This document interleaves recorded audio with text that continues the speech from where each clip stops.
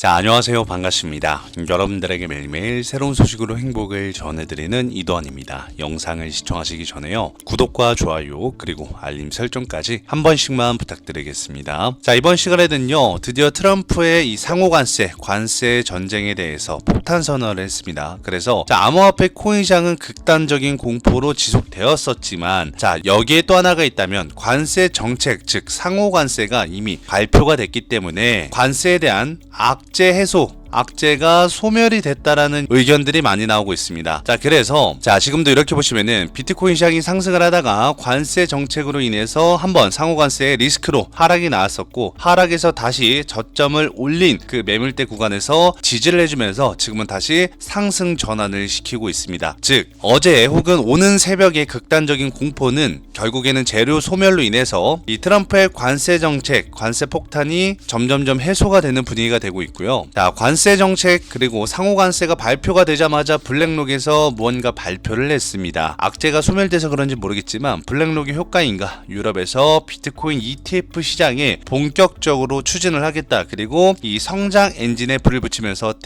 대규모 투자가 지금 이루어지고 있어요. 자, 항상 악재가 끝난 뒤에는 호재 소식이 점점 하나둘씩 나오기 시작을 하고 있죠. 자, 밑으로 나가서 보시면은 세계 최대 운용사인 블랙록이 유럽 시장에서 미국 시장에 이은 유럽 시장의 비트코인 이 상장 지수 상품을 출시를 했습니다. 그래서 글로벌 암호화폐 시장의 새로운 전환점을 지금 맞이하고 있고요. 자, 이 성장 지수 펀드 상품을 출시하는 이유는 우리가 원했었던 대규모 수급 주체들이 새롭게 들어올 수 있기 때문이고, 자, 여기서 가장 먼저 이 행보를 보였던 게 블랙록입니다. 세계 최대 자산운용사죠. 블랙록에서 이 기관 투자자들의 시장 참여를 촉진하기 위해서, 그리고 디지털 자산이 전통 금융 시장에 본격적으로 편입되는 계기가 전망이 될 것이다 라고 하면서 본격적인 면모를 먼저 보여주기 시작을 하고 있는 건데요. 자, 그러면서 미국 시장에 이어서 유럽 시장까지, 여러분들 아시겠지만 블랙록은 그동안 이 미국 시장에 비트코인 현물 ETF를 성공적으로 출시했고, 여기에 이어서 이제는 미국에 이은 유럽까지도 공략에 나서고 있다는 것입니다. 여러분들 한동안 아시겠지만 미국의 비트코인 현물 상장 지수펀드인 ETF를 출시를 했을 때 그때 비트코인이 5천만 원에서 얼마까지, 1억 5천만 원까지 단숨에 원웨이 상승을 한번 나왔었던 적이 있을 겁니다. 그리고 지금 다시 조정을 받으면서 1억 2천만 원대 안착을 하고 있지만, 여기 구간에서 뭐예요? 유럽 시장의 상장 지수 상품을 또 이렇게 내걸면서 전 세계에서 세계 최초로 유럽 시장에 진출에 이은 기관 투자자들도 합세를 해서 다 같이 지금 대규모 투자를 할 것이라는 소식이 전해지고 있는데요. 자, 그렇게 된다면 1억 2천만 원의 지금 비트코인이 다시 한 번 더 전고점을 돌파하고, 과연 또 다른 수급 주체와 같이 한 번에 이 비트코인이 신고가를 갈 것인지, 그리고 여기에는 우선 이 기관 투자자들의 암호화폐 시장 참여가 한층 확대될 것이라고 하니까, 우리가 여기에서 지금 수급 부재라든가 누군가 어느 주체가 많이 물량을 사줘야, 나보다 시장가로 비싸게 사줘야 주가는 올라가는데, 그 수급 주체가 바로 기관 투자자가 될 것이라고 하는데요.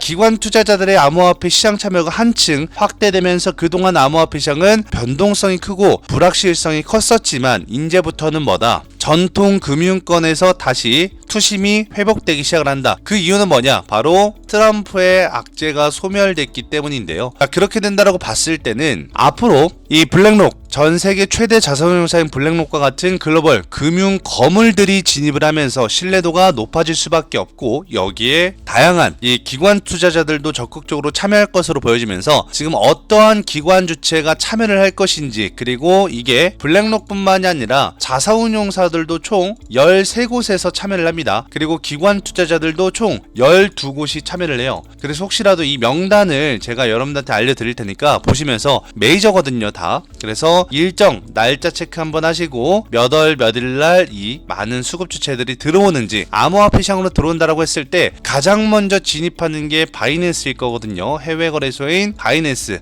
그리고 바이낸스에 이어서 국내 거래소도 아마 점진적으로 참여를 할 것인데, 여기에 대한 일정도 중요하고요. 특히나 얼마만큼 들어오냐, 요 밑에 보시면 금액이 나오죠. 블랙록은 12조 달러, 약 1경 6천조에 달하는 엄청난 자산들을 운용하는 세계 최대 금융기관 중 하나인데, 여기에서 암호화폐 시장에 들어오는 금액만 하더라도 무려 5천조가 넘을 것이라고 합니다. 5천조면 여러분들 아시겠지만 비트코인 시가총액이 90% 이상입니다. 그래서 이 막대한 자금들, 그리고 기관 투자자와 합세한 운용사들까지 과연 알트코인 시장을 어떻게 참여할 것인지, 그 뒤에는 트럼프 대통령이 있죠. 4월에 중순에 트럼프 정책 발표 가상자산의 공개 일정이 있습니다. 그 일정에 맞춰서 같이 들어올 것인지 여러분들이 한번 체크포인트를 집어보시면 좋을 것 같고요. 혹시라도 이런 일정들이나 날짜들 모르시는 분들은 제가 항상 소통방에서 여러분들한테 알려드리고 있으니까 저희 구독자 여러분들 중에 혹시나 소통방에 초대되지 않으신 분들이나 모르신다 하시는 분들은 제가 항상 무료로 이러한 소식들을 실시간으로 알려드리고 있어요. 그래서 자, 이렇게 제 유튜브 채널을 들어가시면은 구독자 6만 명 이상이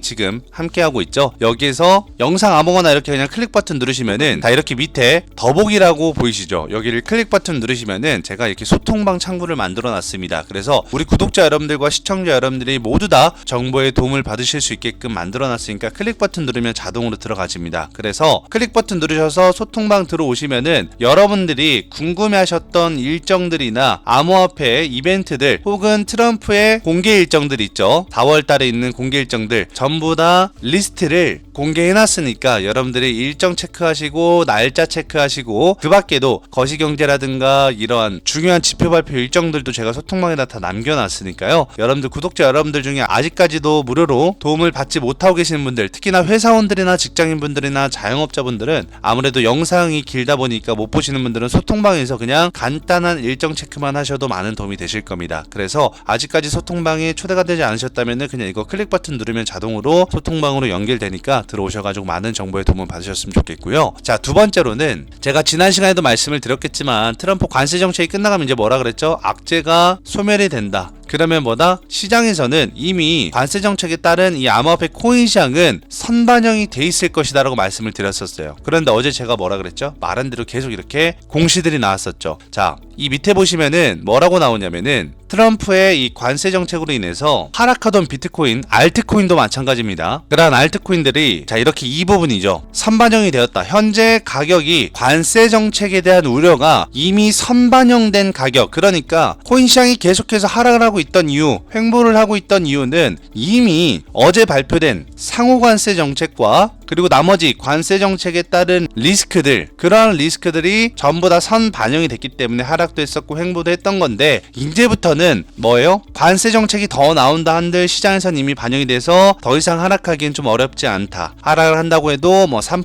5% 정도 대신해서 위의 구간으로 상승분은 많이 열려있다. 왜? 그동안 많이 하락했으니까 그리고 횡보를 많이 했으니까 여기서 떨어지고 횡보하고 해봐야 얼마 차이가 나지 않을 뿐더러 올라갈 확률은 더 높다라는 거죠. 그런다라고 봤을 때는 앞으로 상호관세 이 발표가 됐기 때문에 투심은 크게 회복될 것이고 여기에 수급 주체 누군가 끌어올려야 개미들은 즉 개인 투자자들은 따라 붙죠. 그래서 가장 먼저 운용사들이나 기관사들이 혹은 기관 투자자들이 대거 돈을 써서 주가를 끌어올려 놓으면 여기서 이제 호재가 붙을 거고 호재가 붙으면은 개인 투자자들이 대거 달라붙을 수도 있겠죠. 그리고 여기서 새로운 이 트럼프의 가상자산 정책도 나오기 때문에 이 점을 참고하시면서 보시면 될 것 같고요. 여러분들 중요한 거는 금요일에 또 중요한 지표 발표 일정들 많잖아요. 그리고 연준에 파월에서 기자회견도 있어요. 여러분들 이거 알고 계시죠? 모르시는 분들은 자, 이렇게 보시면은 오는 저녁에 11시에 우리 중요한 또 지표 발표 하나 있죠. 이 비제조업 구매자 지수나 뭐 혹은 고용 지수 이런 거 한번 체크해보고 금요일날 연준의 발표가 하나 있습니다. 한국 시간으로는 토요일 새벽이에요. 일단은 금요일날 발표되는 게 비농업 부분도 있을 거고요. 혹은 실업률에 대해서도 있을 건데 이게 결국에는 나중에는 뭘로 이어지냐면은 FOMC의 금리를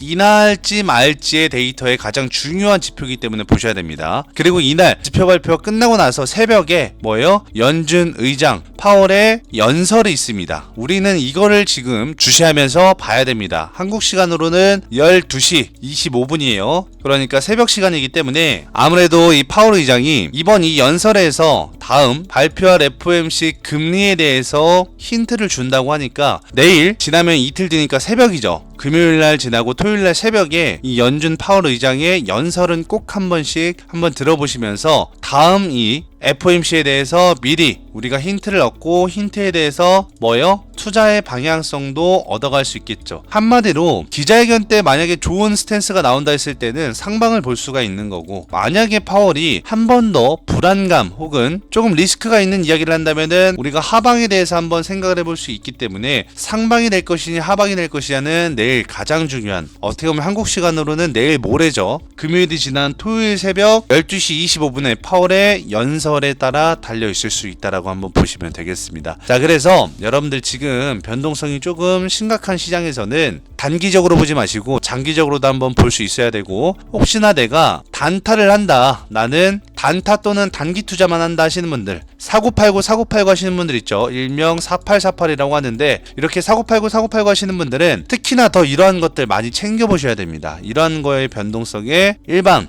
비트코인 같은 경우에는 1% 내지 3% 정도 왔다 갔다 하고, 알트코인들은 3%에서 5% 내지 왔다 갔다 변동성이 있을 것 같기 때문에, 여러분들 레버리지를 사용하시는 분들은 솔직히 5%의 변동성만 하더라도 여러분들 기본 20배도 하고 하시잖아요. 위험한데, 저는 항상 레버리지는 여러분들의 실력에 맞게 사용하시라고 말씀드리는데, 5% 이상 변동성이 찾아왔을 때는 최소한 20배 레버리지는 위험할 수 있습니다. 그래서 이러한 것들도 한번 체크를 해보시면서, 반대로 상승할 수밖에 없고 좋은 소식이 나온다면은 20배 레버리지를 사용해서 5%의 변동성만 있더라도 이게 전부 다 이득으로도 반대로 찾아올 수가 있겠죠. 그래서 누가 먼저 더 정보를 많이 알고 있냐, 누가 더 앞날에 대한 미래를 많이 알고 있냐, 누가 더 리스크가 앞으로 많이 나올 것인지 안 나올 것인지를 미리 알고 투자를 하느냐가 중요한 싸움이 되지 않을까 싶습니다. 자, 그렇다면 오늘도 여러분들 영상 끝까지 시청해주셔서 감사하고요. 다음 영상에서 더 좋은 소식으로 찾아뵙도록 하겠습니다. 여태까지 영상을